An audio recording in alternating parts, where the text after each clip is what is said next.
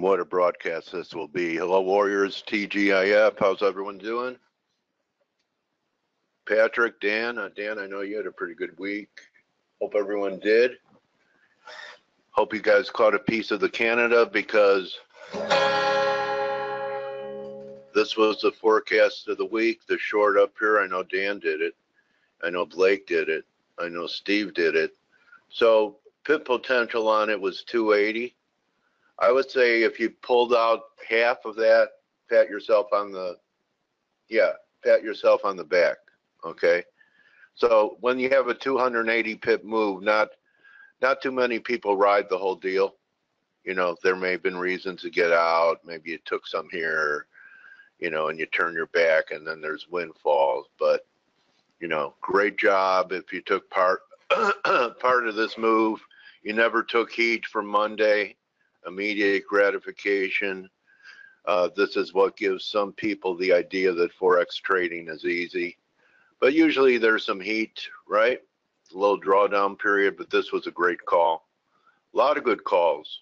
In fact, let's take a look at what's happening with the team here. So patterns in play. Let's see, what do we have? Green, green, green, big green, green.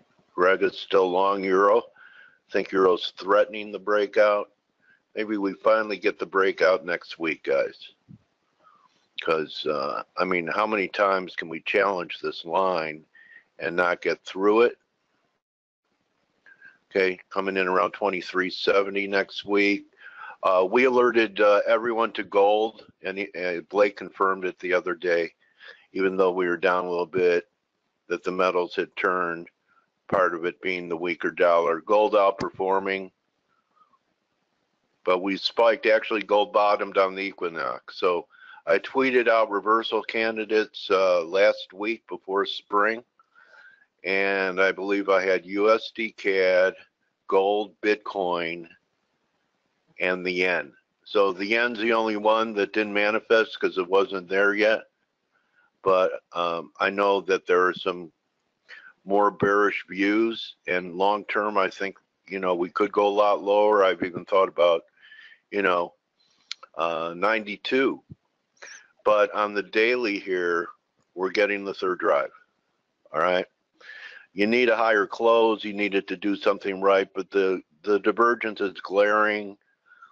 This is pretty classic. Here's drive 1, confirm low. Here's drive 2, a nice glaring divergence above 30. That's nice when your second divergence is above 30, especially with, you know, having momentum down here on the confirm low. So now we're getting our third low here, starting to look like a 3 driver. I know Greg was looking for about 420. So you have the divergence here on the daily time frame, although you need a green candle for a signal for a trigger. It's a little iffier here on the 4, which makes me think, you know, we're going to do some work in here. You know, we could fill in this daily candle we're getting, even make a marginal new low, 104.20, but it's setting up this divergence. Not, it's clean down here, and the 1 hour. Pretty clean, but not ideal over 30. So we're getting a bounce here on some of the shorter time frames here with this little recovery here. Maybe it even has some more in it, but it's perfect because now that the RSI has gotten back towards 50 and maybe it stretches a little bit more, next time down towards 104, being a betting man, I'd bet that we hold above 30 on the next low, on the next drive down. So that's my view. That's a setup for next week. And one other thing, you know, I feel like I might have missed crude because I was looking for a breakdown here, but, you know, it's not like I got short and fought it. We got to the 78% level. I don't think we're going to have a new low in crude now. But I think you could still buy a pullback in the next several days back towards 62.5. And that's the board for me. Still looking lower. What's your target, Dan? 102-ish?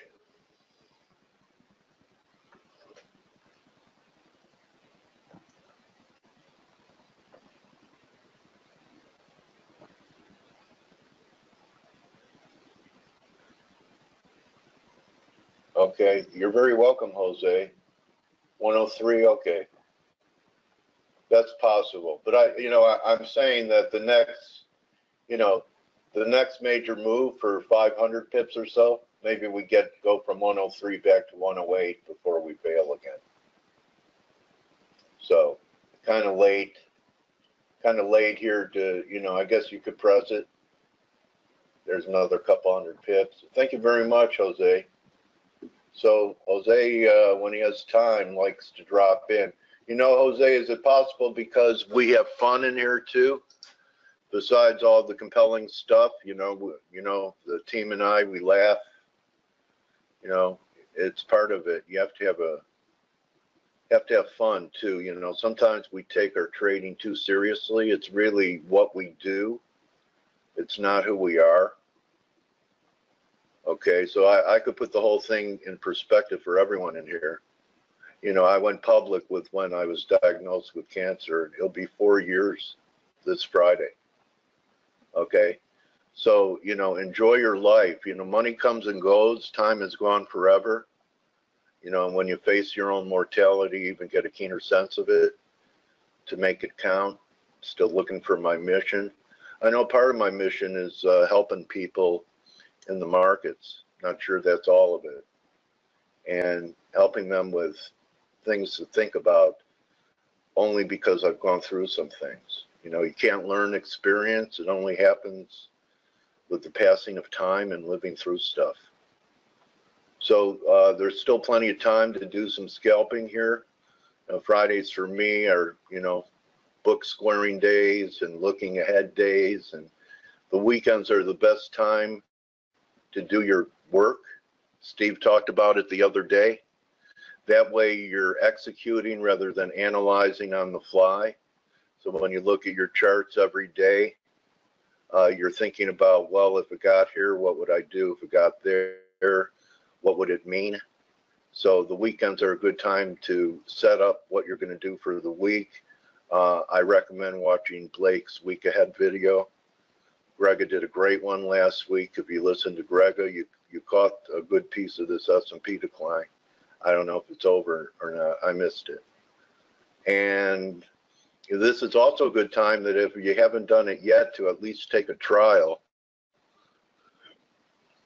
We had someone say that they went through their 10-day trial the other day, and they joined for 6 months. So she's in the chat room.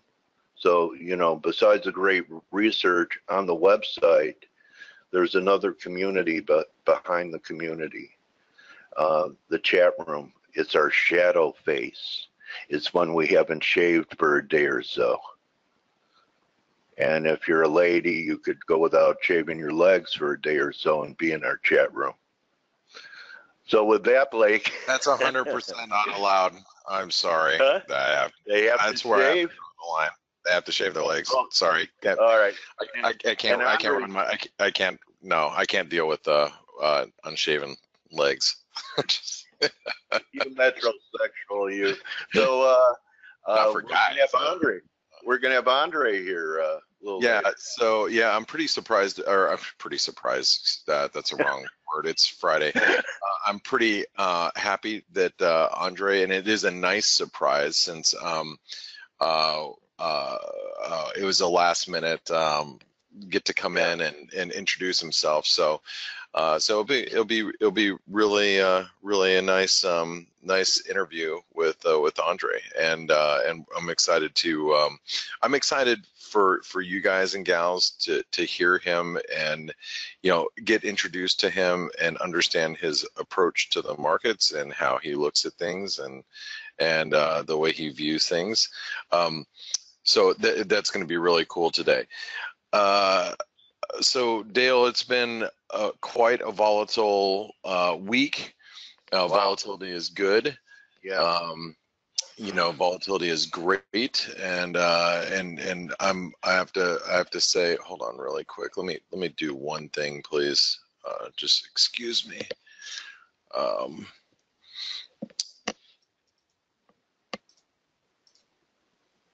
Crap. Okay. Excuse me 1 second. Just dealing with something here. So it's like I said, it's been a very, very exciting, well, a very, very volatile week. Yesterday was actually a really, for me, it was a really good day because I went really aggressive in the dollar yen as it closed on its lows, and I want to talk a little bit about this, and so we can kind of understand why I did what I did, and so you guys can understand, in the future, situations like this, they don't always work out this way, but it was pretty key. Okay, so yesterday I was pretty short the dollar yen going into the close yesterday. Now the reason why was pretty simple. Okay, we were selling off yesterday in the dollar yen. We rallied back, like in the middle of the day. The dollar yen held this 105.30 level pretty well. I mean, this is obviously very key support, and we bounced off it and we challenged the underside of this trend line. Then by the end of the day, the Dow closed down 700 points, and the dollar yen slumped right here. Okay, I'm gonna draw this out for you guys. Okay, oops, where's my pen? There it is. Okay, so we slumped right to the lows right here by the end of the day. So the end of the session, we're sitting at our lows, and I sat there at the end of the day, and I was already short the dollar yen, and I'm like, you know what? We're down 700 points in the Dow. When you're down a huge percentage, and for me, it's not like it's not a, like, I don't want to approach it like, oh, it's a strategy. So if futures or equity markets are down over 1% in the US, they're automatically going to, you're going to see a sell-off in Asia. That's not the case. I can't put a number on it, but the reason why I went short the dollar yen and stayed short, and actually aggressively went short the dollar yen yesterday in Asian trade, is because we were down we closed at the lows. So when you close at the lows, and it's a big down day, and what was the Dow down yesterday percentage wise? I'd have to see if I can pull it up on like my I'm looking on my, what's that? Yeah, I think 2.90 something percent. So almost 3%. Okay. Yeah. That's a pretty big move for U.S. markets. That's a pretty large percentage down that we were down. Thanks, Steve. So we were down, nearly 3%. And when you close down pretty aggressively, and the same could be for up, if the market was up aggressively, you're going to have some follow through in Asian trade. And in this situation, we knew that there was a ton of stops below 105.30, just because we had been there so many times over the course of the last, several weeks. And the problem with the dollar yen is that you got a lot of people that were buying in North American trade throughout the course of the day. I sat there and watched the dollar yen all day long, and when it went up in my face, from 105.30 to 105.60, I was like, damn, there's so many buyers here right now. And so when we closed at the lows, I knew that those buyers are going to have to get out there, because when Asia comes in, Asia's going to sell, risk.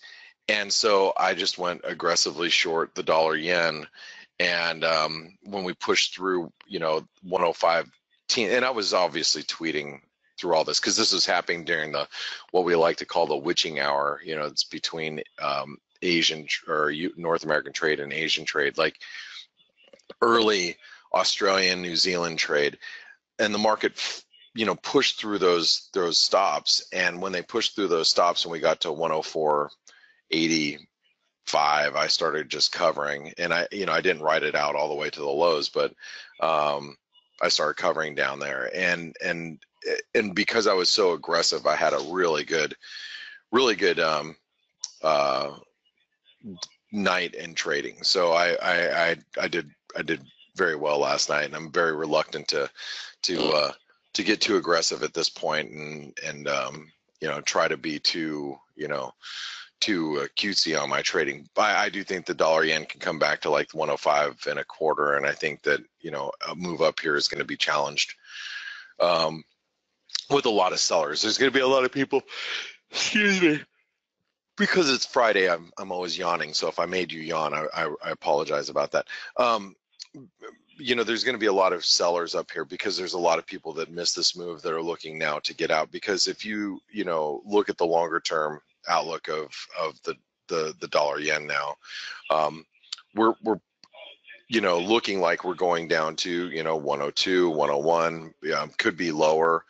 Depends a lot on how equities perform at this stage in the game, but the dollar yen looks vulnerable. The one thing that would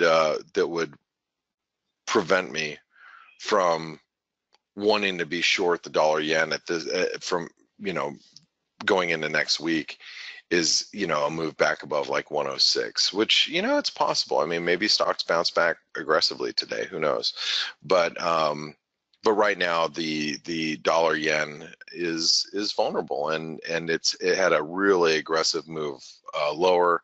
But the aggressive move lower has happened over the last couple of days as this pennant's trying to, work itself out to the downside. Now, we did hit the 127% extension overnight at basically 104.68, and we went as low as I think 60, and I think that was a good place to be covering shorts. I did tweet that out. I was talking to all the guys and gals in the chat room, like, hey, this is probably the place you don't want to be short the dollar yen. And I was surprised when I got up this morning that equities were as well, or excuse me, as the dollar yen was as well bid as it was this morning. But there we're gonna start to find some sellers as we make our way back up towards 105.20. So if you picked it up overnight and you were long, you have to be a little careful as we make our way back up here. I think this might, if you're looking for an opportunity to be short the dollar yen, I think the 105.25 is going to find some sellers, and frankly, I think there's going to be a lot of sellers up here. So I think I'd be impressed if we got all the way up there. I think there's going to be, you have to imagine there's sell orders now that are lined up all through here, and I try to explain the mentality of traders at this point.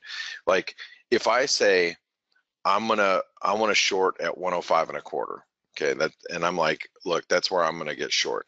Then you got another guy or gal saying, well, I know everybody's trying to get short at 105.25, so I'm going to be a little bit smarter than them, and I'm going to put in an order at 105 and 24.50, and then somebody else goes, well, I'm going to try to stick in an order at 123.50. So there's probably orders that are just stacked up through here, and we're making our way up there right now. So it's going to chew through a lot of orders and then probably eventually roll back over. I think if we get back above 30 or 40, then then we're talking about a situation where the dollar yen could squeeze a little further. But be careful. It's been a lot of pretty good moves. We're seeing some bounces in these yen pairs. Let me take a look around at some of these yen pairs. Here's the euro yen. Euro yen squeezing pretty good at this point. That's a big squeeze in the euro yen, big one. Matter of fact, this is a 5-minute chart, so let's go over to a 15-minute chart. See, 15-minute chart just went overbought. So I think that there's going to be sellers probably stepping in pretty soon. Pound yen, wow, what a squeeze. Aussie yen right up into, by the way, this is some pretty key resistance into the Aussie yen. I was short this yesterday too. I was short at 81.10. 81.10, and I covered it at 80.88, I think is where I covered it, somewhere like that. New Zealand yen's getting a good squeeze. Ooh, this came right off of really big support down here. Let's see, Canadian yen. This one's been kind of outperforming. Now, we do have Canadian inflation data that's coming up. So that's going to be some pretty key data coming out for Canada. Now, let's talk about that. The dollar Canadian has had a really pretty big recovery from yesterday. We had a nice hammer candle. Now, we came out of our channel, and this is one of those currencies is I'm like, man, I hope Canadian inflation's kind of weak. What are we looking for today? Let's see, here's this is Forex Factory. So we're already looking for a little bit weaker number at 0.4% on CPI. We have retail sales that are expected a little stronger, but let's say all the data comes in a little weaker, and the US dollar Canadian spikes up towards the 129.70 to 130 level. I think this is going to offer a great opportunity to be on the short side of the dollar Canadian, is somewhere up here. Not sure if we're going to get it, but that's what I would hope for. This is like the one trade that I'm sitting here today hoping that, you know, the dollar Canadian reaches for 130, because if it reaches for 130, I'm going to play into any type of strength that we see here. The euro dollar, let's take a real quick look at the euro. The euro is, you know, holding up very well, but we have to get above 124, which is, you know, this kind of channel top, if you will.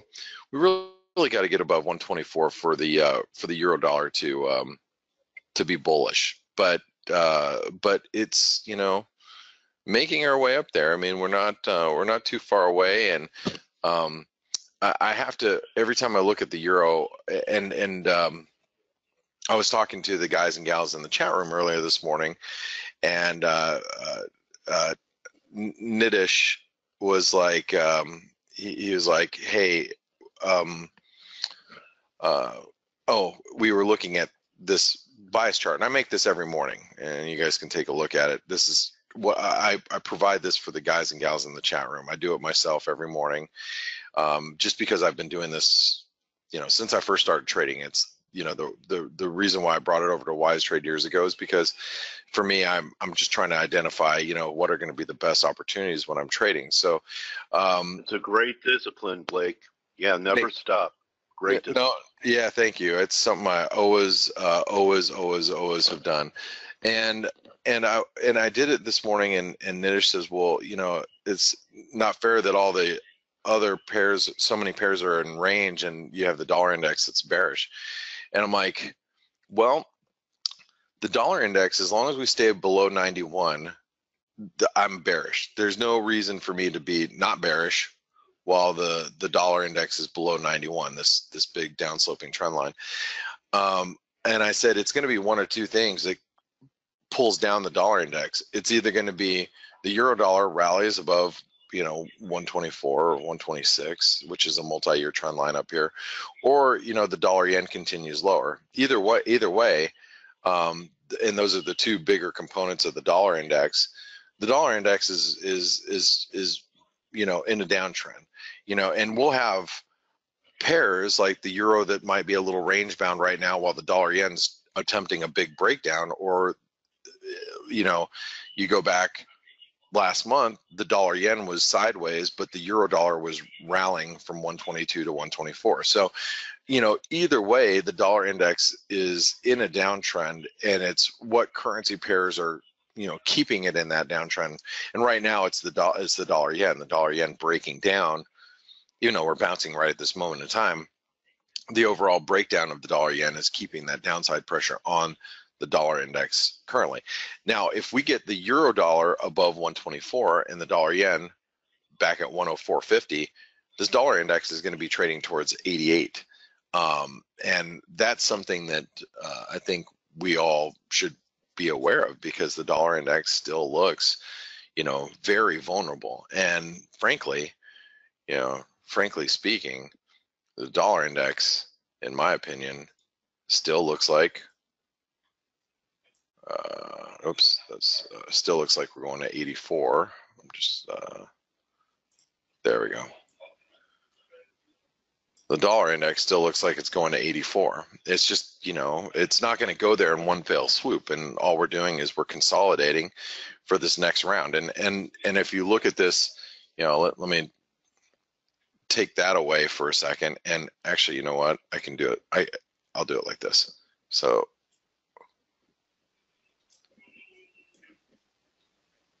you look at it this way. This is another bear flag, which, you know, is also pointing us to 84. So, you know, if you go, and so if you're out there, you know, here, I'm just doing this a couple of different ways. If you're out there buying the dollar right now, you got to be thinking about this longer term outlook of the dollar index. I mean, you got, and let me change this. Let's make this purple. I'm trying to think of a color that's going to be a little bit more, well, let's go with blue.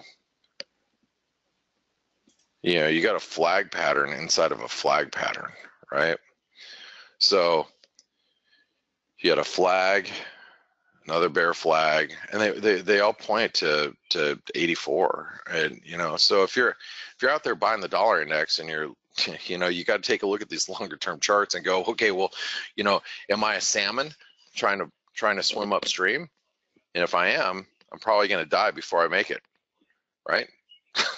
So, you know, so. Hey, Blake, you know, Blake, speaking about salmon, Yeah. you know why they don't put Jewish people in jail? Why? They eat lox. That's funny. You know, I've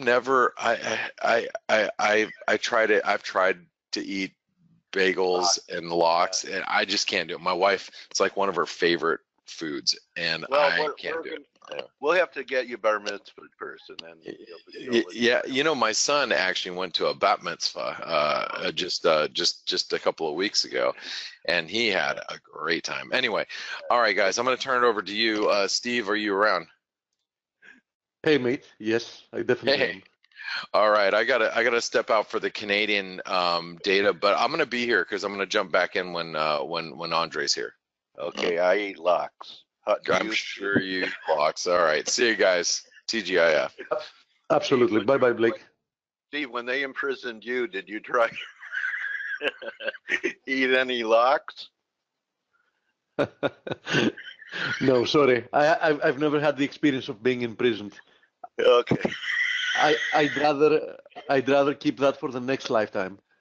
I just have to tell you one sad story before you get to the analysis. A friend of mine sent me a story, and this is like, you know, everyone thinks the Nikkei rallied and, you know, things are okay in Japan. You know, things have been terrible there since '89, and they're actually the older people, the like older women that are alone with no family or no one to take care of them. They actually go out and shoplift, hoping to get caught because they want to go to jail, because that's become their social safety net where they get fed and they get medical care. So, God, what a statement after a bubble pops that happens to, you know, the weakest in our societies, that an option for them, their safety net, is going to jail is better than being free out on your own. Probably you're forgetting that you're just describing Western world problems. Yeah, but you're still describing Western world problems, because, you know, the real problems are elsewhere. For example, like some countries in Africa have the kids getting born with AIDS. So, yeah. You know, right. Everything's relative. Yeah, relative. Yeah. Mm-hmm. Guys, absolutely. But We just had the But you know, the Japanese used to honor their old, okay, and take care of them. Dale, 1 second, we got data, mate. Retail sales week for Canada. The CPI was a little bit stronger than expected, though. The CPI was stronger, and durable goods very strong in the US, 3.1 versus 1.6 expected. So more or less double what was expected for durable good orders. Pushing the unit down. Regardless, we are seeing actually the USD CAD pushing aggressively lower, which personally I'm really happy with that. And I think we're on our way to 128. As I said, that's my limit order to take profits. So CPI. Thank you, mate. CPI was 2.2 versus 1.9 year on year, so quite significantly higher, and that is why, as it seems, Canada ignored the weaker retail sales and focused more on the CPI, because we know that the CPI is definitely a much more important factor for central bank monetary policy decisions. That's why we're seeing CAD strengthening here. So sorry to interrupt, but we just got data, and that's it with data. Let's see what the USD yen is also doing, so we can gauge a little bit what's happening with the dollar. As we see, it's decently off the lows of the day.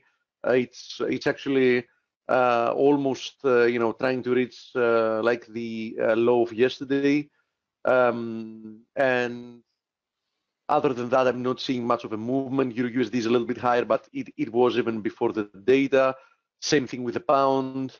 So more or less, we only had like Canadian, the CAD responding to the data, and nothing else. The US dollar doesn't seem to be doing much else. Now, having to do with the Nikkei, since you mentioned it, we said yesterday that the Nikkei was well positioned for a break lower there.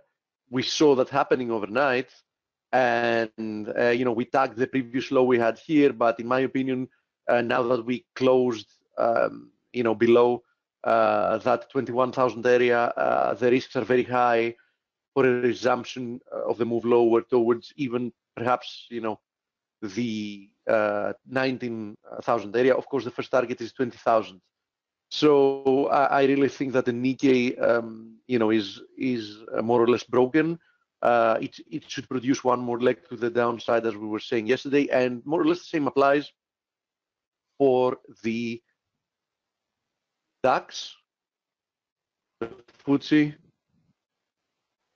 right, and the Dow.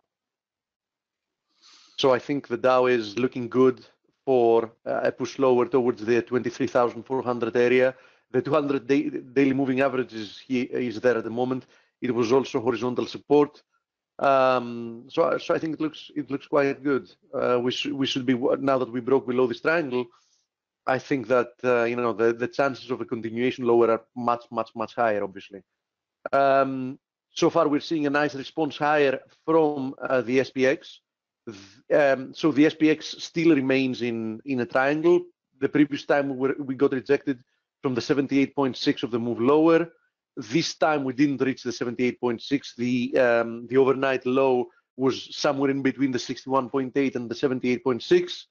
So if the SPX wants to maintain the possibility of a triangle, we should probably stay above like 2600 and keep oscillating between this range.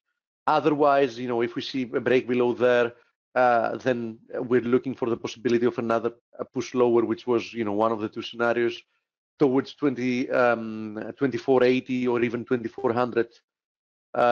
So obviously, we had a strong move lower yesterday, and we might end up seeing follow through. Regardless, I need to remind that we said very early, after the very first few days of the move lower, that no matter what, you should not expect the indices to break to new highs anytime soon, because the move lower was impulsive, so there was already some technical damage done. And even if the uptrend is to resume, which is quite a high possibility, that's something that you should not expect to happen like soon or imminently. So I think at the very best case scenario, we still have several days, probably several weeks of choppy price action, if not of a bigger bearish move unfolding. Of course, Andrei is going to be soon with us, so it's a good idea to also see from a harmonics perspective, because harmonics and Elliott waves also have a nice as a practice, they have the tendency to look forward, which is nice and convenient, because it's always a good idea to have like a longer term perspective in your mind. By the way, the USD CAD is pushing lower as we speak. It's already at the lows of the day. I think we should see 128 even print today. 128, 128.10. As we said, that's an area of support. I'm going to be looking for a reaction there. If we do get a reaction, I'm gonna book everything. Otherwise, if I see the currency pair continuing a week, I'm just gonna book half of it. Okay. Now Blake already covered the USD yen, so I'm not gonna say more about it. He already covered the DXY, so nothing much to say.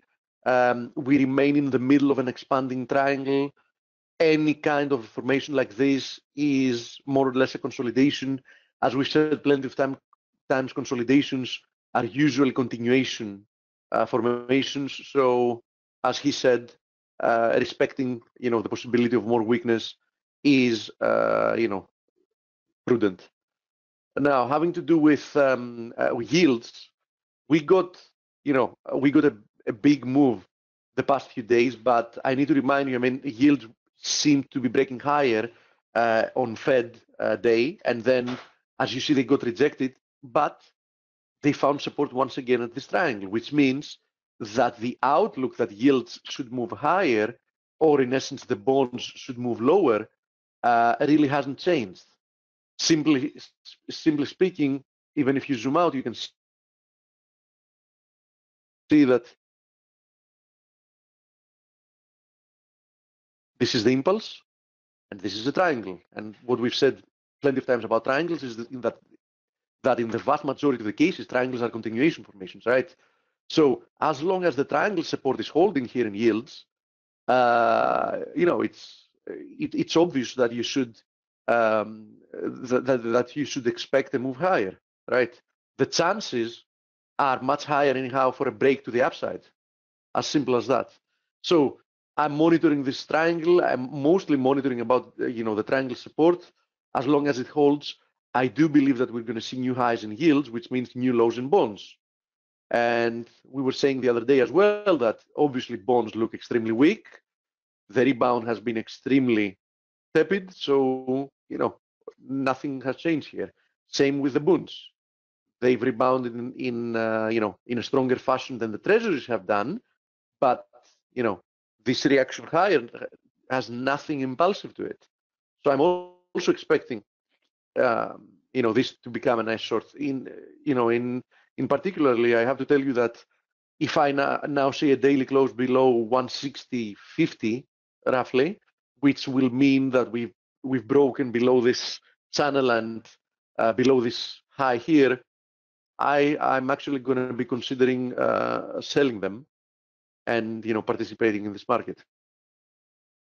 Okay, now having to do with other commodity currencies like the Aussie and the Kiwi. Aussie is a little bit stronger today, but definitely remains under pressure. The Kiwi remains in its range, so nothing much to do here unless we confirm a break below 71.80. There is a good chance that this might be a consolidation that will break to the upside. Definitely a daily close above 73.50 is going to increase the likelihood that this was a consolidation that will lead to higher prices. Until then, I remain neutral. I know that a lot of people got faked during Fed day that we actually broke below it, but you should never trust breakouts prior to big events, because many times they're simply like hands for stop losses. Nothing has changed with the Euro USD. Nothing has changed with the cable as well, meaning that both of them remain bullish. Obviously, cable has already done a move to the upside, has already broken to the upside, but even euro that hasn't is definitely in a corrective formation. So I think it's a matter of time, unless something spectacular happens, to see a break above 124, which most probably will signal that another move to the upside has begun. Okay. So I think that the next move to the upside most probably is going to even, break above the 61.8 at 126. At the very least, test it. Let me open the question box and see what kind of questions we have. By the way, Andre, you need to let me know when you're here, mate.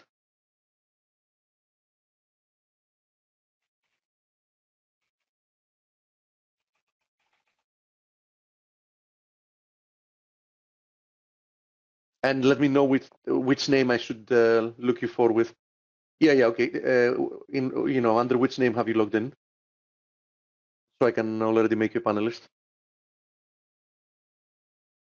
Could we squeeze higher in S&P? Ed is asking, by the way, could we squeeze higher in S&P today?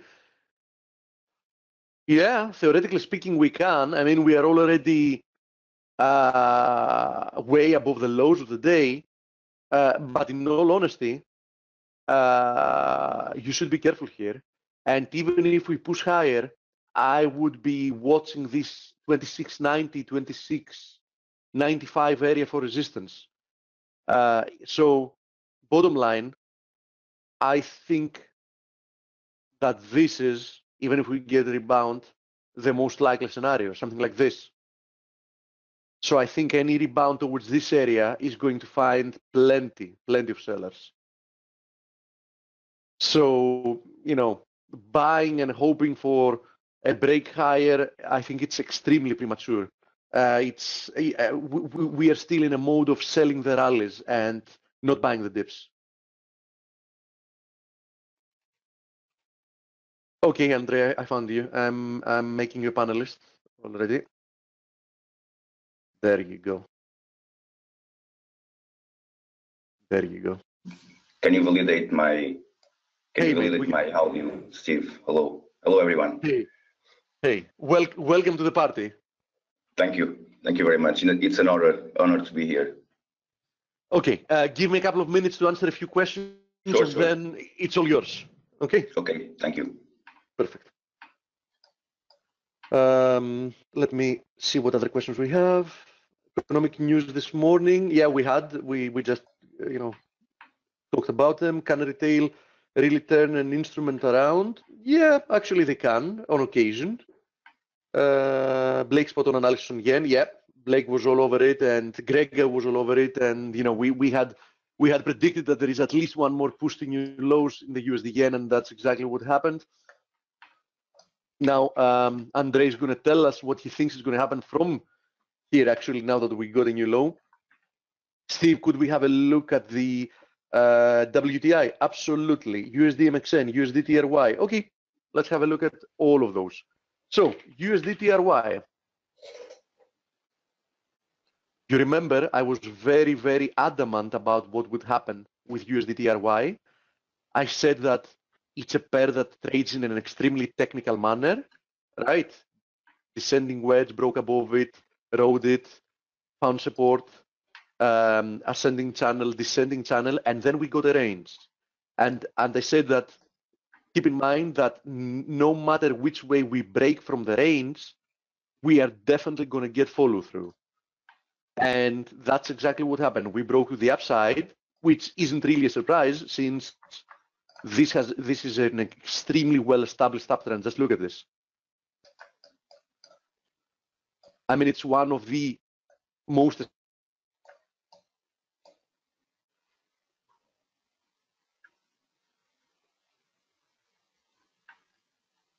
established uptrends, right? And that's what happened. I do believe that what you're seeing here is the Central Bank of Turkey. This move here, defending the lira, the 4 level in lira, right? So you should remain bullish as long as we remain above this area, the 384 area. I don't think that the Central Bank of Turkey can hold the lira, indefinitely, as they haven't done in the past, no matter what they tried. USDMXN, let's have a look at it, and then the WTI. Okay, USDMXN, it has become a little bit choppy, so I can't be exactly certain of the type of formation we have here. I am certain of one thing, though, that this formation has a high chance of being a consolidation before a continuation lower. So my outlook is that I'm looking for a break below here to see more weakness. That's what I'm expecting here in the USDMXN. And if you go to the weekly chart, you can get a better idea why. Just look at this, head and shoulders formation. One move lower, perhaps an A, a B. I'm expecting a move lower, a C, likely. Okay. My confirmation mark on gold was 1344 to go long. What's your take, Steve? Let's have a look at gold. This is a weekly chart in gold, by the way. So there is a bullish scenario here. You can see which one it is. But we remain quite choppy in the short term. So I would be watching this trend line, actually, which is roughly at 1355. So I would say I would be looking for a higher level to get confirmation that we're resuming. Okay, just watch this triangle, actually. And copper, let's check at copper since we are at metals. Copper pushing lower, but in my opinion, as long as this blue trend line holds, you should not jump the gun to believe that copper has turned bearish. That's my view. Okay, so I remain bullish in outlook. I have no position, but bullish in outlook as long as this trend line is holding and as long as this horizontal area is holding here, which they more or less confluence at this point, just below 295, like at 293, 294, somewhere there. Okay, let's have a look at crude. Crude is consolidating in what might prove to be a triangle, likely. Let's go down to the 4-hour chart. Yep, this looks like a triangle, smells like a triangle. I think this is a consolidation before a resumption higher.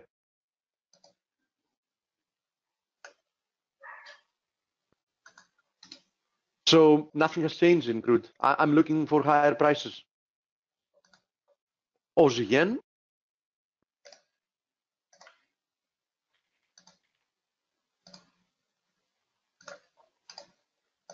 Aussie yen remains below this horizontal area of support resistance. In my opinion, as long as it trades below 82, there is no bullish scenario to talk about. I'm fully aware that there is some RSI divergence here. And yeah, sure, it can prove a false break lower. But as long as we stay below 82, technically speaking, I have no reason to be looking higher. As simple as that. Okay.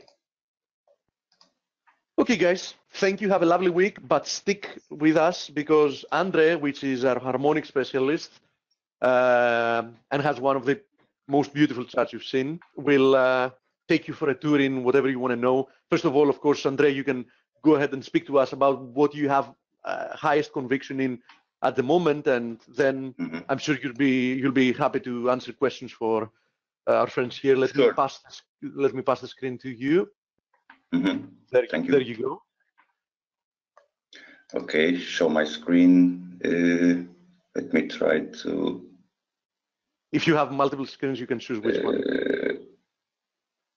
No, I want just screen monitor. Okay, it will show you. Can you validate my screen, Steve? Yeah, we can see you. Okay, the chart. Yes. DXY. We're seeing a DXY. Yeah. Okay. So I welcome you all. For those who are not inside this amazing project, I invite you to join us. The confluence between our technical analysis is tremendous, and I believe it can help a lot of people, so especially for those who are not feeling so comfortable inside the markets. Somehow you can find some comfort inside. So some of you already know my work inside other socials, that's TradingView and other platforms. I only search for advanced pattern formation. So I started 8 years ago, learning the markets, and I became, I don't want to use the term an expert, but well, I feel very, very comfortable searching for advanced pattern formations and other basic patterns inside the market. And that allows me to identify, above all, identify targets for those patterns, for those behaviors. And based on those patterns, I also can, I can adjust my my limits and my risk for my position. So that said, the advantage trading harmonic patterns, in my point of view, is only that allows me to detect and to identify potential targets, and based on those targets allows me to set my risk limits. So just as an example, if you trade, let's say, 1% of your capital, and if you have a one-to-one risk reward situation to trade, you know that you just lose 1% of your capital on those trades. Obviously, we need to try to maximize our profits and minimize our losses, because there are a few issues people eventually tend to commit when trading advanced patterns, because and it's related to targets, especially to targets, because people don't trust on those targets. And I traded those harmonics since I started to trade and to learn the markets, and I was forced, so I forced my brain to believe on those targets. So based on that, I repeat those process 100% of my trades. I respect the structures, and I respect previous structure highs and lows in order to set my limits, but always in consideration with my targets. So I will give you an example here, not just harmonic trading. I like to engage other patterns. This is a daily time frame on Dixie. Let me jump into a 12-hour chart. I like 12-hour charts, not for any particular reason, but I like to divide between, let's say, between a daily chart and a lower time frame chart. I found interesting those 12-hour charts. So at this point, and let me push this previous idea, and I'm pushing this idea because I think it's relevant. It will be, or it should be relevant for the next weeks. So at this moment, this is a chart from November 24 last year. So at this point, I was expecting the formation, and based on the price action we have here, I was expecting the reinforcement of the previous support, previous resistance zone also. So I was just expecting one eventual neck formation, then the pullback to forming the right shoulder, and then the breakout. So there are a few ways to trade those setups. The one that I prefer, and specifically based on this price action, because this is a super bearish trend on dollar index. So at this point, one of the opportunities the market should offer us is a pullback to the 61.8. So the right shoulder formation, and I like to define a specific criteria for those head and shoulder formations. So I like horizontal necks, so I don't like very extended necks, like the diagonal or higher degree diagonal neck zone. So I prefer, let's say, an horizontal neck. In terms of visual approach, it will be easier for me to detect them and to trade them later. So at this point, I was expecting the reinforcement of this neck zone, and later the formation of the right shoulder. And there's one specific criteria that I've defined for myself. So I need the highs of the right shoulder to close below the highs of the left shoulder. So I need the right shoulder formation, and if synced with the 61.8, it's even perfect. So I need the market to print the right shoulder and then the fall. So I can trade. There are a lot of ways to trade those patterns. Obviously, one of them is an engagement at 61.8, expecting the market to trend continuation lower. a second and alternative ways to wait for the breakout of the neck, or a retracement trader that waits for the retracement to retest the neck zone. So as we can see here, the market has actually printed exactly what I was expecting. It will not happen every time, obviously, but I believe it's an interesting chart, not only to show you the way I trade, because I only trade patterns and I try to take advantage of those behaviors because they repeat over history, so it's not difficult to find them. And above all, it allows us to detect or to identify invalidation points. I know if they put the price above, that will invalidate the potential bearish trend continuation, or at least they will put a deeper pullback or a deeper retracement, since this is a pullback, so it's a retracement move. So why this is relevant for me? Because of this. So this is the broken neck, the previous broken neck zone. So when the market has decided to retest that neck zone, or that previous support, now resistance, and those structures you are already used to check inside the ForexAnalytix team, because they are mastering those patterns, those triangles and flags, and those structures inside those trends, or those bullish or bearish momentums. They are specialized and mastering those patterns. So above, or actually below, and I believe this is common sense. This is a double bottom, and people, this is my opinion, obviously, but I believe people tend to ignore the power of those patterns. So especially if you are dealing with those patterns on an higher time frame, like a daily time frame, you can see this as a double bottom, and not a technical double bottom, and it can change. It will depend on your provider also, because different providers eventually will print you a technical and perfect double bottom. Hi, Andre. Andre, sorry, Dale. Yes. Welcome. Thank you very much, Dale. Thank you. If you need to interrupt me, please feel free. No, I just I'd like to know, since it's a Friday and we're headed towards month's end, what are you looking forward to? What are your going into next week? Do you have any ideas that our community could focus on? That's exactly where I meant to reach, Dale. So let me just. Sure. It's based on this behavior, okay? Because so this is our double bottom formation, and actually we have a broken neck, validating the double bottom. Okay, so we have a resistance printed. We have a resistance above the neck zone, and we only need to wait for the 61.8 retracement in order to validate a trade setup. So this is a 2618.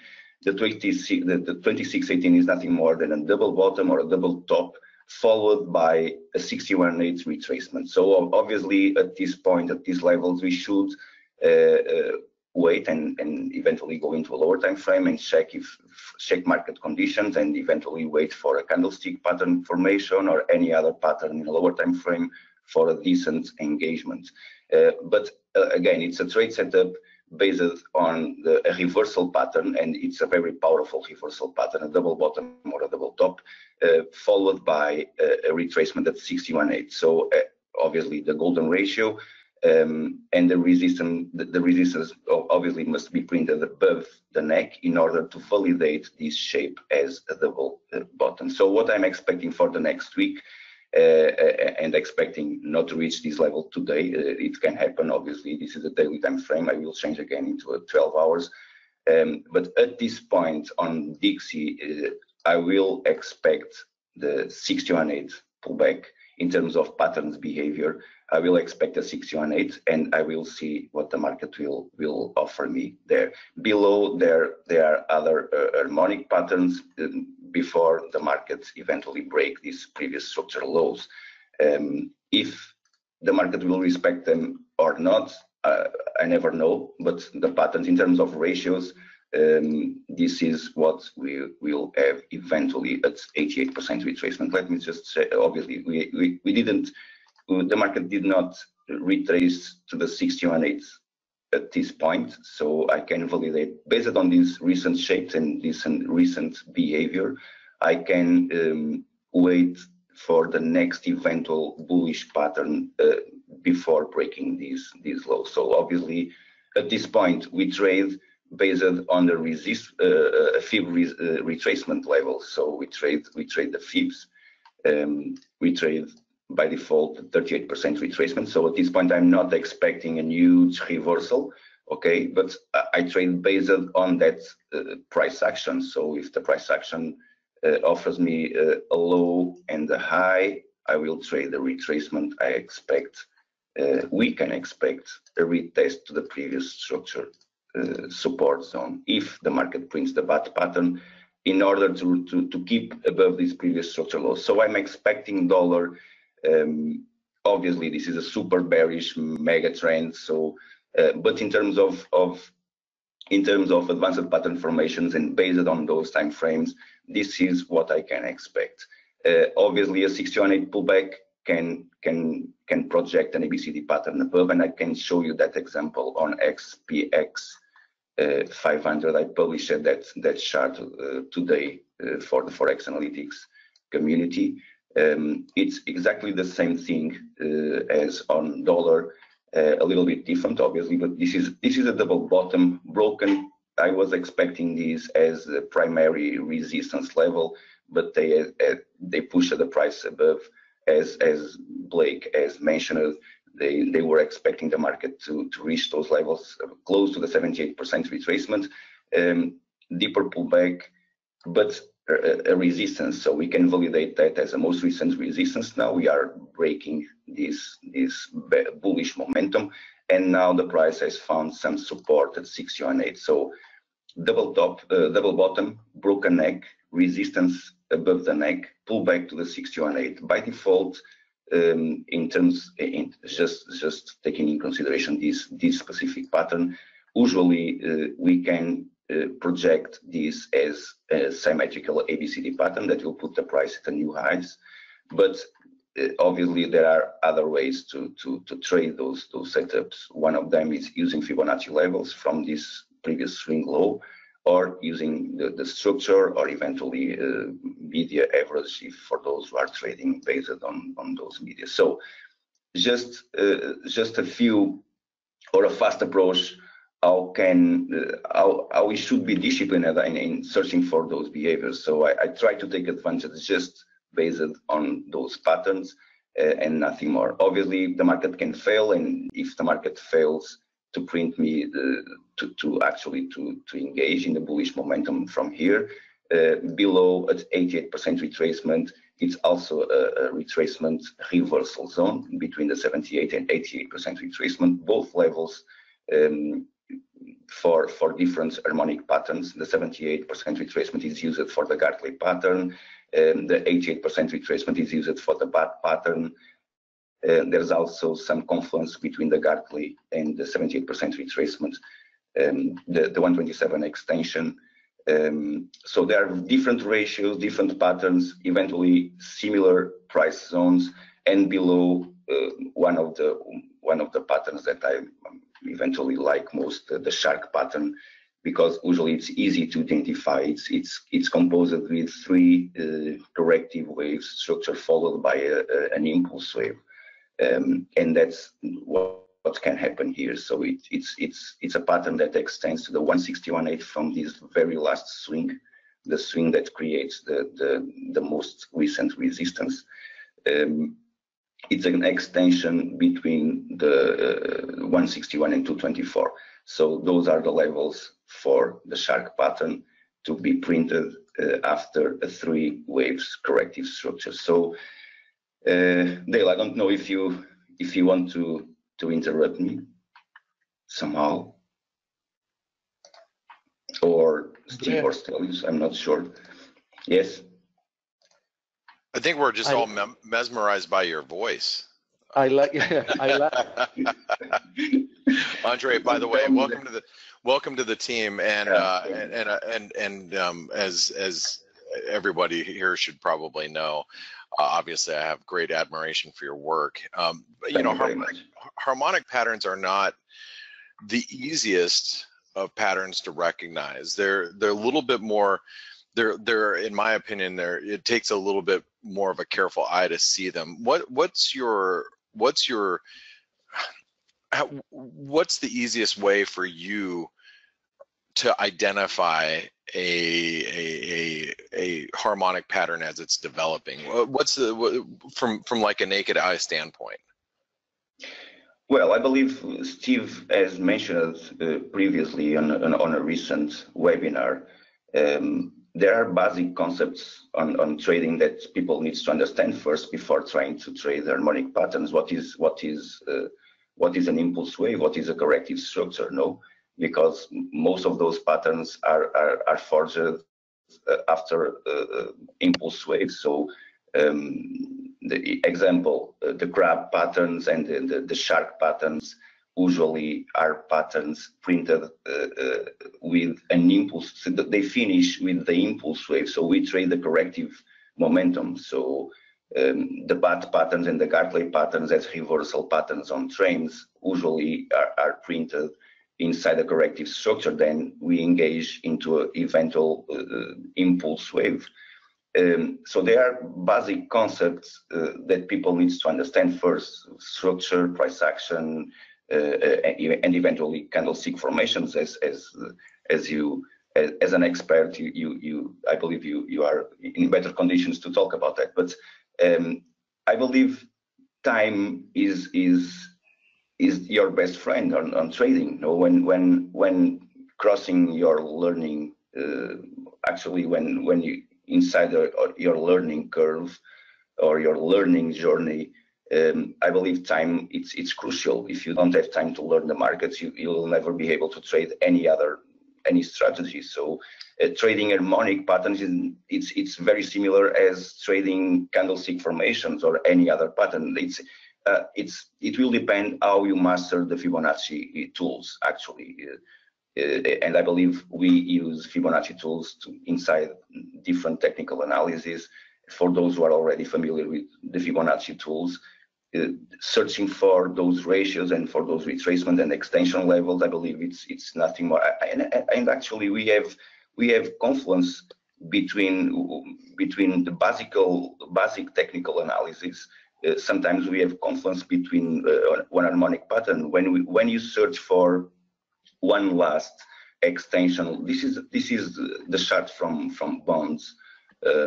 I published that weekly. I believe it's a weekly chart for the ForexAnalytix also.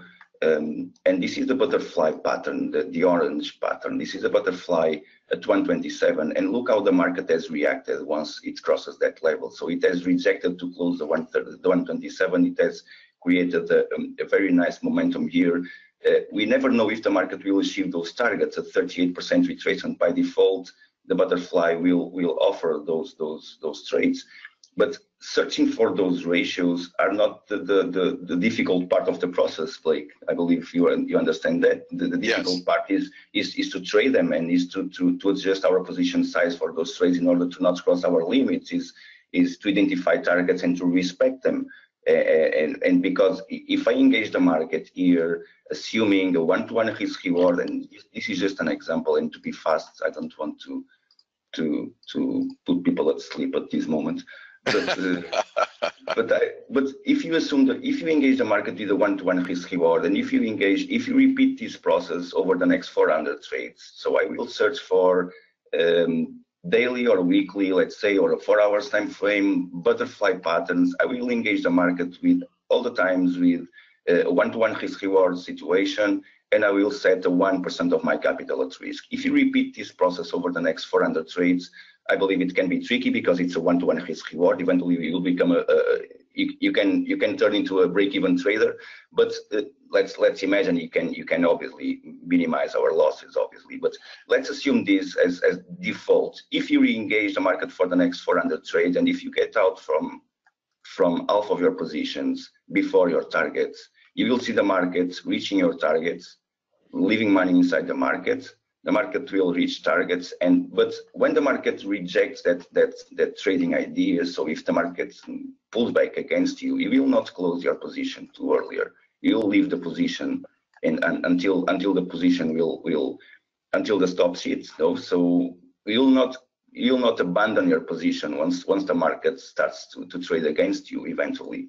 Just a very strong mind will do that. Okay, it's not common to see people, okay, the market will react against me, I will jump out from the market. And I learned a very, very strong lesson recently when I tried to, okay, let me try to position manage my position. I see the price going against me.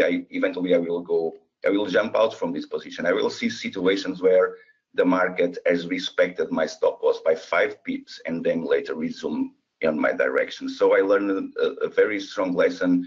Keep your stops and leave your position. Engage your position if you have a decent situation to trade or a decent setup to trade. Prove it. You need to prove yourself that the trade is valid for you. Just leave your trade and believe your targets. I use then. Sorry, Blake. No, please go ahead. So I just use then, and this is my salvation. I want to share with people what has granted to me the possibility to be here tomorrow and the next day from tomorrow. So it's the position management also. I always believe my targets. I close half of my position at 38% retracement. I break even my position at those levels. On an higher time frame, I can adjust my position, my stop loss a few points above my entry, and I just follow my position. Then later, if the market achieves my second target, I keep adjusting my stop loss and I activate a dynamic trailing stop. As an example, just to finish, I want to jump into Aussie versus yen. Oh, actually, let me jump into that trade that you shared, Blake, because I think it's very interesting. That Aussie CAD. Oh yeah, the Aussie CAD. That you shared a few days ago, last week, I believe. And this is another harmonic pattern printed here. So it's an extension from this swing here. So from this very last swing above. So at this point, I will search something between the 161 and the 224, and I have previous structure above in order to put here or set a retracement here. So I can use a retracement confluence zone, and inside or between those ranges, I can search for an opportunities to sell the market. At the point that you mentioned, you called the attention from this chart. I look into a chart. Okay, this is the one very, very interesting situation to trade. I'm holding this trade, and let me use this retracement here. And there's a particular subject that I need to mention here, because I heard a few webinars ago, and there's a difference. And with all honesty and with my being humble and with all the respect for all your approaches, there's a difference between greed and technical approach. Okay, and why I say this because I listen to Dale when I engage a position like this. It's actually based on a technical approach only. So I have my first target at 38% retracement. I break even my position and I wait for the market to achieve the 61. From here, I will trade. I will set a dynamic or a trailing stop on those positions. If I go into Aussie versus yen, I'm out from this position. I sell the market there. I sold the market here. At this point, at this point, this is a 2 days chart, I'm sorry. I sold the market there at this very top. And I hold this entire position until here. So the market has decided to put a deeper pullback, and I jump out from the market with my dynamic stop being reached. So I didn't move you got stopped out for a profit. Yeah, for profit, obviously. So I trail my position from the second target at 61% retracement from all these swings. So this is the second target for the pattern that I was trading at that moment. And from here, I adjusted my stop losses below this previous support zone. And from here, I started to trail the position. So somewhere between somewhere in between this bullish momentum, I'm out from this market. But it's pure technical approach, okay? It's nothing related to being greed or not. And obviously there's a big difference if I'm Dale, if I'm trading with a 6 digits trading account, obviously it can change. But I need to maximize my profits, and I found a way to maximize them. And I make use of that. I take advantage of it. It's actually the only way that I survived inside the market trading those harmonics is using a dynamic stop, because it will maximize my profits. Obviously, I need to give back. I need to deliver to the market a few points, but I don't even care about that. So I have 2 primary targets, and everything below or above my second target is a bonus. So I need to consider this as a bonus, nothing more. And it allows me to get free from all those emotional reactions and all that pressure. Oh, it goes down, it goes up. So I don't care. I set my dynamic stop. If the market decides to print a new high or to retest the previous structure highs, I will let the market do that. So I just don't care about that. And that's it. So this is my fast approach. Obviously, we need to, for those who are starting to learn, I believe there are a lot of things to clarify before starting to trade any other strategies. So, well, you know, one of the things, and thanks for the explanation, Andre. One of the things that I think that that is a takeaway from what you're saying is on your initial profit is that you look to take profit as a 38% retracement. Always.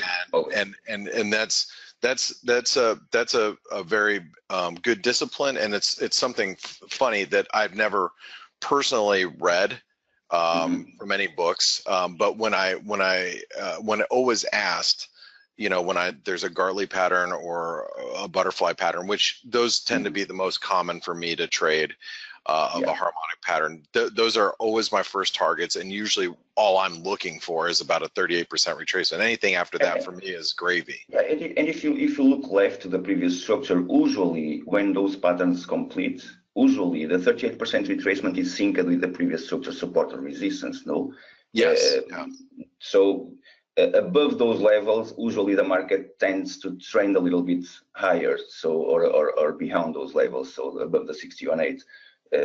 And that's why I trail the position above the second target. But yes, my primary target is the 38% retracement. Is where I start to cut my position or to partition my positions, and it's where I want a risk-free trade. So I adjust my stop loss at break even, and I let the trade go and roll. So that's the way I take advantage. Eventually, engagements in a 2 hours time frame advanced pattern, it becomes into a weekly mega and monster trade. So and that's the way I take advantage inside the market, trading those advanced patterns. Try to engage them on potential reversal zones for higher time frames, and then decrease your time frame and search for those advanced patterns in order to engage the market in the direction you have projected in a macro perspective. If I believe you understand that. So yeah, it's kind of discipline. Actually, it's only that. So people need discipline, need criteria, need rules,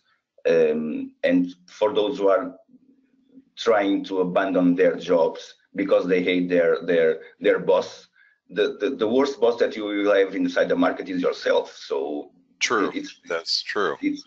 You need to be super, hyper, mega disciplined in order to trade the market. So if you are not disciplined, eventually you will survive for a few months, and then a few months later you are not here. So I believe it's crucial to create those disciplines and those rules, and above all to respect them. So it works nothing to create variables and to respect them in technical approach, and then when you jump and when you need to trigger your positions, you are not respecting your criteria and variables.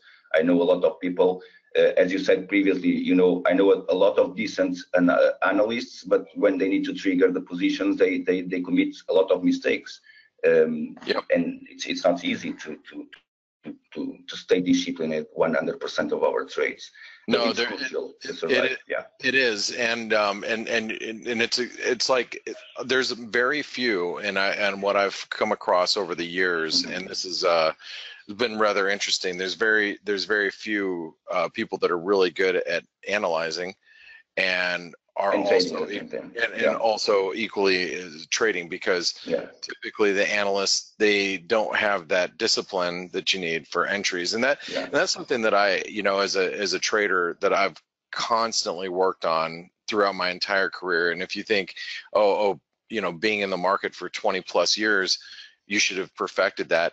It's not the case. It's always, because it's always something that you have to be diligent and working on, because what happens, and it's a natural human behavior, is that you may be good at finding entries and entering the market, but then the human emotion will get in your way, and you become egotistical or fearful or greedy or whatever the case may be, and then your entries start to get skewed.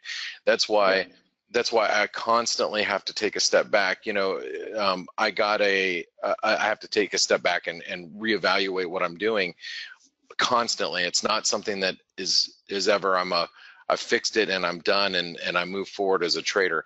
It's something that I will always work on as a trader is entries, and that's one, and that's like one of the things that I said to the guys and gals in the chat room today is, hey, listen, I've done really well over the last couple of days, and I'm going to, trade pretty light. I don't think I'm going to do much. And the reason why is because I know that if I'm out in the markets today, I'm going to screw up my entries a little bit because of my feelings of fearlessness. Because you are feeling the cycle, no? Like I believe we all have our cycle on trading. So I have detected mine already. I have cycles of good trades and bad trades. So I'm perfect aware when I'm wrong inside the market. So when I stay away for a while, so I just need to stay away for a while. 1-2 days is enough to 1 or 2 day sessions is enough to clear your mind and get back later. So. But it's another criteria, it's another rule, and people don't have rules. People actually are here to make money faster than before, than ever. So obviously it's not a generic approach. I believe we have inside. Actually, we have inside our chat room amazing and very disciplined traders. So it's not a generic opinion, but there are a lot of people that like discipline inside this industry for sure. Even those we think they are the greatest and great gurus sometimes commit mistakes, and we all commit mistakes. But it's about a routine process and. Sorry, Dale. Yes. Yeah. Fame and competency do not always equate. The most famous traders aren't always the best just because they have a reputation. Sure. They could be great promoters. And I was going to say to Blake, what a great hire that besides Andre being a great tactician and everything, he's also a natural teacher. So great presentation, man. Yeah, really great stuff. And crucial for me I'm sorry, Blake. It's crucial for me. It's crucial for me to cross information, not only to share, but to cross in order to check other people's information and to share the best information possible. And I believe for those who are learning and for those who are starting to trade the markets, I believe I don't want to use a mentor or I don't need a mentor guy to guide me, but only you need a valid source of information. So and it's very difficult inside the internet to search for those valid and useful information. So But it was crucial for me when I started to learn process. It was crucial for me to share and to try to educate other people too. So actually, it makes part of my other project, my personal project, to educate people, not only to provide them with opportunities to trade, because opportunities you can get them on a daily basis for free inside the market. So you can trade for free inside the market. You don't need to subscribe our services, and you don't need to subscribe any other services to trade. But if you need discipline, and if you need to learn process, and if you need guidance somehow, some type of guidance during that process, and I believe it's essential and crucial, you need support from those sources. So, and you need to validate those sources as valid points of information. So, and you need to filter that information somehow.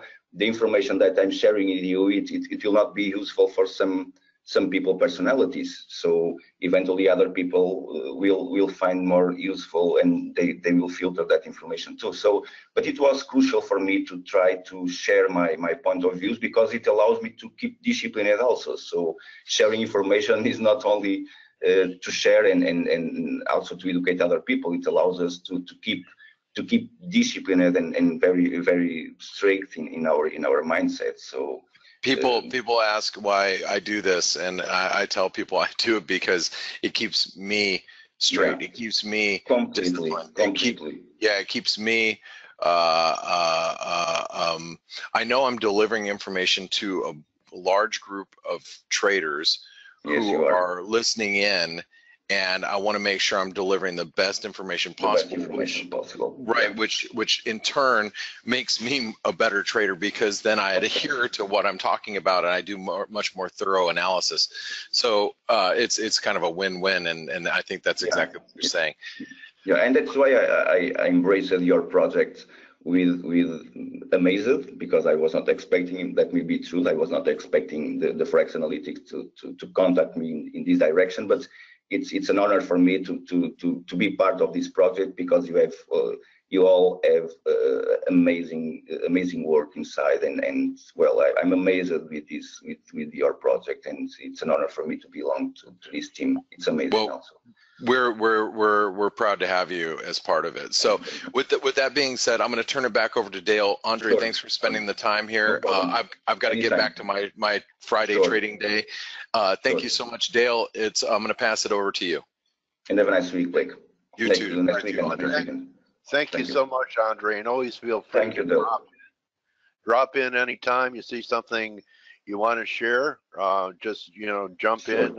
I'll pass you the ball. It will be a pleasure. And really glad that I brought you in to be interviewed, and they recognized your name when they were going through TradingView, even though I had forgotten. So no problem. I'm going to be 65. I forget, where I live sometimes. So anyway, I get lost in my own nation. You have smartphones now. You can close your house door. What room am I in right now? Anyway, guys, listen. Someone wants to know your handle in TradingView. Do you use your Twitter handle? It's the same. It's trading_jazz, and if you change into the UK version on TradingView, you can search as a top author, all-time top author inside the TradingView. I'm ranking as the first one there. I believe I can show you. I don't know if you are seeing my screen or not. Yeah, they still are. Yeah. Okay, I can show you just this very fast. You can find me on ForexAnalytix.com. Is the easiest way to find me. So you just go there and subscribe $1 for the next 10 days trial, and for sure you will not get out once you get in. So, but this is my public profile on TradingView. It's trading_jazz. But if you are in the main page on TradingView, you just need to change the version for the UK version. I believe it's the easiest way to find me.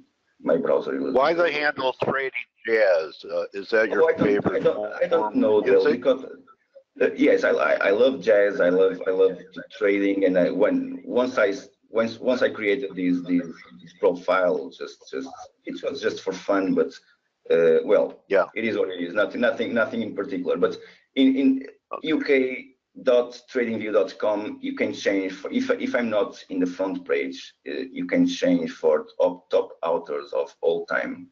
And I'm right above Akhil Stokes and Greystone, also both great people.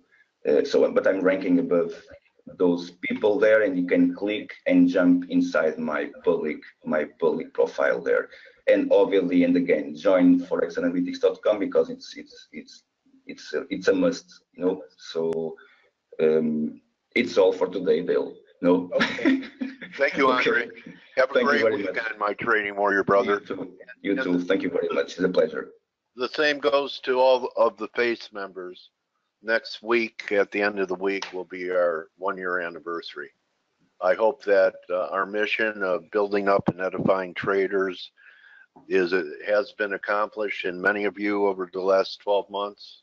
Have a great weekend, and above all, don't just count your pips, count your blessings. Remember, trading is what we do. It's not totally who we are, and time is gone forever, so make it count. And looking forward to a great spring trading season with all of you. And as I said, on the weekends, the best time to get familiar with our platform and navigate around. You could do that, but with $1. So for that, you're welcome, Ed. You're welcome, Kurt. You too, Alina. Okay, Kareem. Okay, everyone. Good hunting the rest of the day. Do your homework on the kitchen table. Bring your laptop or tablet and get ready for next week. I think we're going to have a real interesting period ahead of us going into April. Good hunting. Adios. And thank you, team. Go team, go. Thank you. Best team on the net. The best team on the net. For sure. No doubt. You know, find a better webinar. You find a better webinar. Even if you paid a premium price, you can find a better webinar. So thank you for your support, and thousands agree with me. I'll see you on Monday. Adios.